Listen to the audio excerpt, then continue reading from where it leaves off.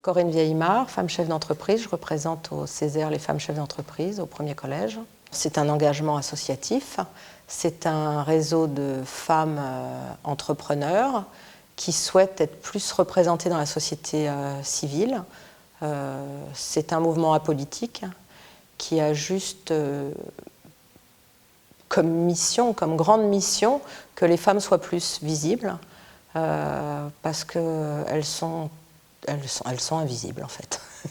De moins en moins, on compte sur les jeunes générations qui, eux, ne voient pas une différence entre les hommes et les femmes, mais sur les anciennes générations, ça reste encore très très compliqué d'être visible, d'être considéré, voire d'être entendu. J'ai 2 entreprises en réalité, j'en ai une qui est dans la lutte contre les parasites et les nuisibles, le traitement de charpente, l'assainissement et l'hygiène de l'air.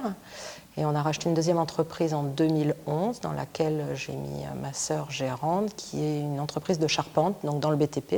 J'ai toujours eu l'esprit entrepreneurial. Quand j'étais salariée dans une première vie, mon patron me disait toujours que j'étais plus patronne que lui.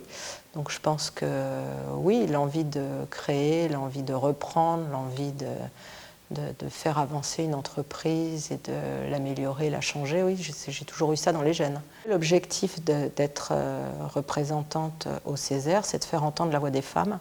Je pense que les femmes ont une autre vision de la société, ont une autre approche, et qu'il est important qu'elles soient entendues au même titre que les autres, au moins en termes de proportion égale.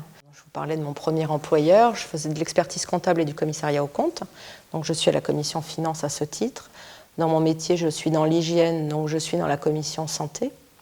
Je travaille énormément dans mon métier et depuis toujours avec tout ce qui est musée, monuments historiques et archives, toute cette population. Donc je suis aussi à la commission culture et sport parce que je suis sportive depuis toujours. Je trouve qu'on ne se rend pas compte qu'on est dans une région exceptionnelle, qui est une des premières régions économiques de France, qui est une région touristique, une des premières aussi, dans laquelle il y a le moins de chômage, dans laquelle on vit le plus longtemps. On devrait se réjouir de ce qu'on a et je trouve qu'on devrait mettre en avant encore plus la région, parce qu'on est dans une magnifique région.